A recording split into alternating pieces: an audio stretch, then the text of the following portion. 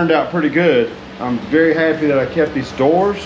So I'm gonna weld this in from the top. I'm gonna do about a 1/8 inch to a 1/4 inch overlap. And then once I get that established, we're going to take a piece of lumber and jack the bottom up. These floors have a real bow in them. So I'm gonna jack it up flat.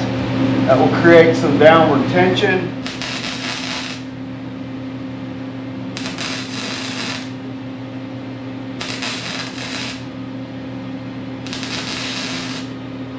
I'm about to run out of wire, so I'm going to try to get as much as I can out of this spool. You usually lose about 6 feet of wire, just what's in the gun. But I'm going to try to tack this whole thing in. I'm trying not to overheat the back of this cab, and you know, because I'm really laying it down here. But we'll do that. It's coming along quite nicely. I'm happy with that. All this is going to get some seam seal on the inside. And I'll do some similar stuff on the outside. I have a nice bite on this low amperage. Just coming along fine. I like to tie in, like let's say over 3 inches. I like to tie in about every inch. And then I'll come back and fill in every 1/2 inch and then every 1/4. That's what I like to do when I'm doing panel placement like this. And keep your heat spread out. Y'all know that, especially you old timers. Y'all are officially old. Sorry. I've seen the age groups that watch my channel. I mean, we range from 28 to 58, 68. That's real talk.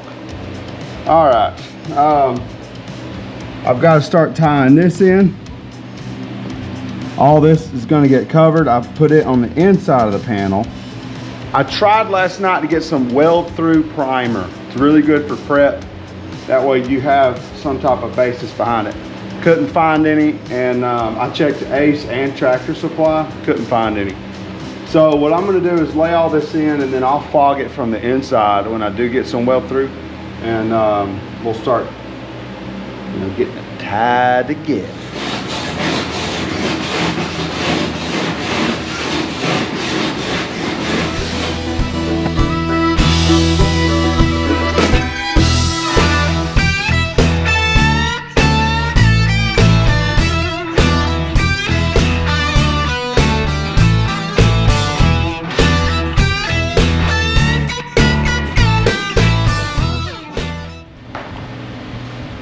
You got a big storm coming in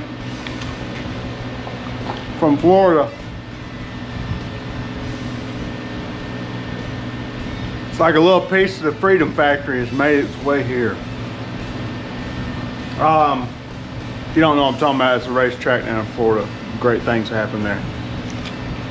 I'm driving this truck down there. Well, my panel's coming along nicely. And this nectarine is coming along nice.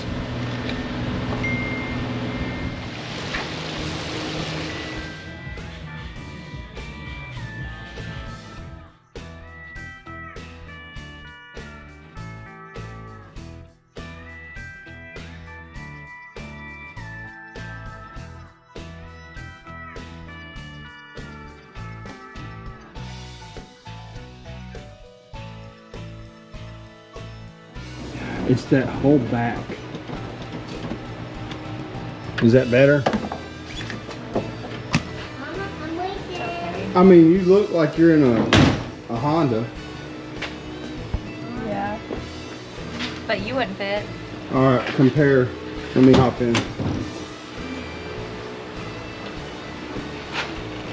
You gotta think if Cody's gonna be able to get in. I mean, I'm taller than Cody, so.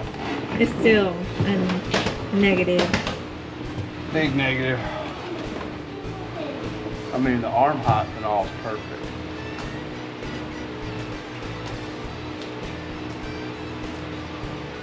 Everything's perfect except the dashes and buttons.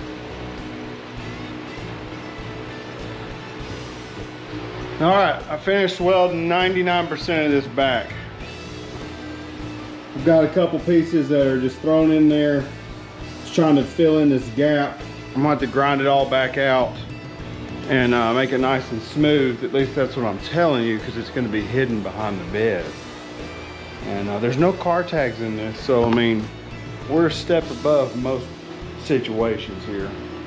Now I do have some car tags waiting. They're waiting to be used. Don't you fret. All right, down in here, this is all sealed pretty much. So if I had to leave like today or something, I could drive this thing on the road, throw a seat in it. There went my windshield protector. I had Megan try out the seat. The seat looks fantastic in here, but it's not working for me. Megan can sit in it. We've got to bring it way back. So things to look at there. My next step, I've got to basically waterproof all this. I got to fill a small hole, but I want to get the bed in here. That's my next step. So as soon as I can get some help over here, I'll have the bed going in. And I also have to figure out a hole with some type of rubber seal to pass my electrical through for the fuel pump and all those things. Tail lights, it's all coming through the cab. So I have to patch this. I got some things to work on in here. I need to get some dry ice so I can get all that insulation out and keep welding that bottom edge. But the bottom edge, I essentially cupped it. It has a nice rounded edge all the way under it. So it's actually extremely strong. I can jump in there and there's no flex or rattle. But we have some things to tidy up. Now, I'm assuming we're getting a big tropical storm, hurricane coming in. I want to get this thing pulled out and get the hood on it. Kind of go from there, and I'm really trying to see this bed situation. If I can get the bed in here and sit down, pull the truck back in before this storm, maybe I'll do that tomorrow. That'll get me going. You know, everybody knows something like that is critical for motivation. But the back here, I know I'm going to be cutting some of this frame off. I can use a lot of this metal.